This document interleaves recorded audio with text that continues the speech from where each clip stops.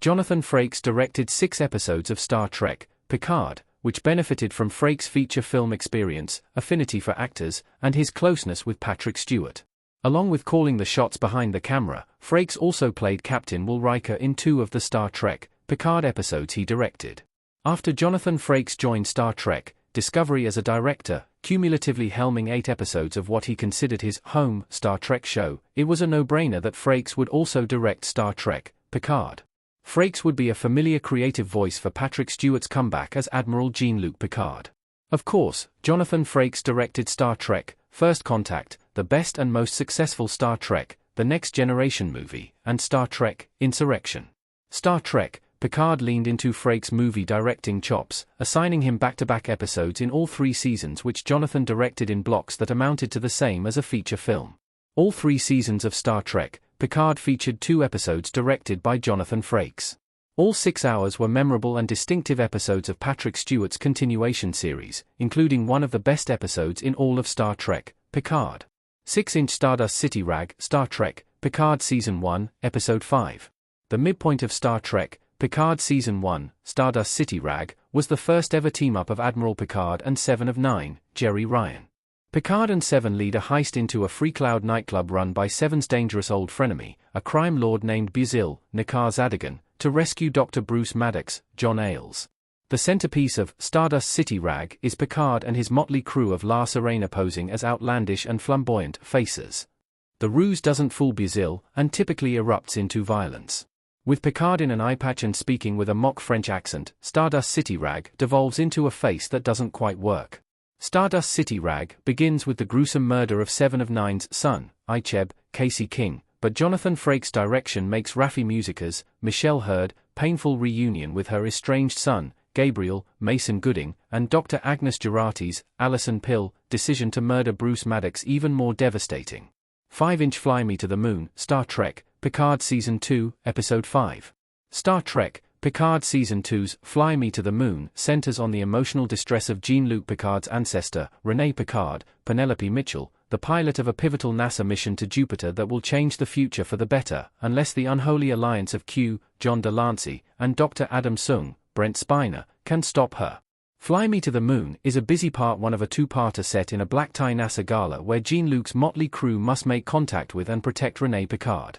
The party scene is more entertaining than the chaos it takes to get there, which includes 7 of 9 and Raffi Musica rescuing Captain Cristobal Rios, Santiago Cabrera, from U.S. immigration detention.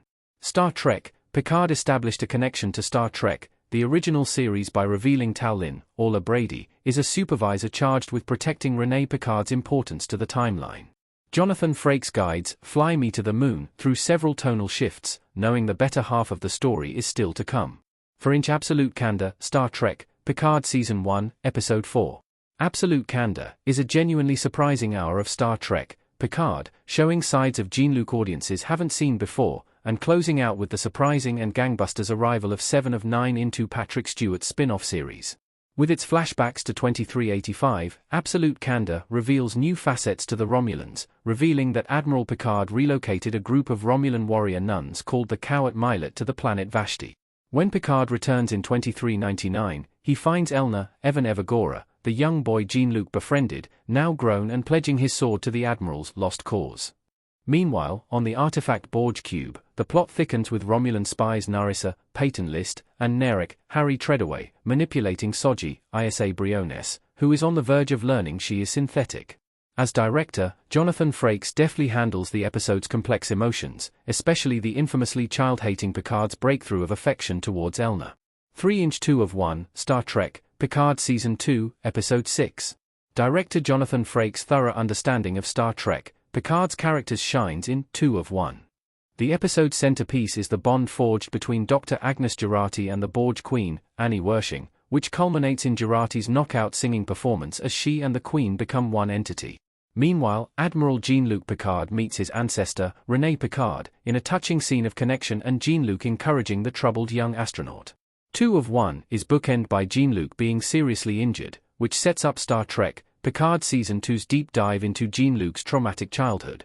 Matching Girardi's dramatic musical number is Corey Sung's, Isa Briones, discovery of her father, Dr. Adam Sung's, nefarious deeds with genetic engineering and cloning. Thanks to Jonathan Frakes' expertise behind the camera, 2 of 1 clocks in as one of the best episodes of the divisive Star Trek, Picard Season 2. 2 inch 17 seconds, Star Trek, Picard Season 3, Episode 3. Jonathan Frakes' expert direction helps Star Trek, Picard Season 3 truly pick up steam in 17 seconds, which plunges the USS Titan A into a desperate crisis, as the starship is hunted by Captain Vadic's, Amanda Plummer, Shrike in the Rhyton Nebula.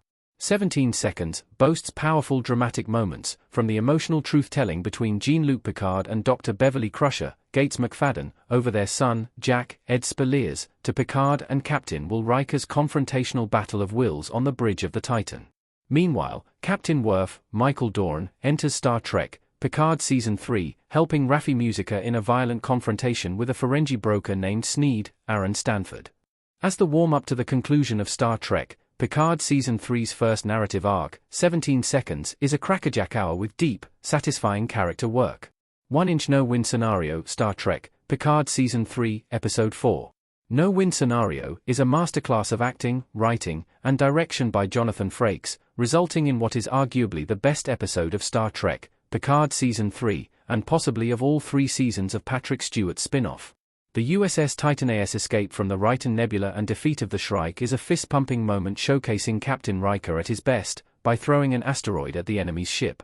The Titan's victory is enhanced by a very Star Trek moment of learning the Rhyton Nebula is alive, and gave birth to a family of space squids. However, Patrick Stewart's emotional confession as Picard to Jack Crusher, followed by the searing monologue by Todd Stashwick explaining Captain Liam Shaw's traumatic backstory and reason for hating Picard, elevate no-win scenario to high art.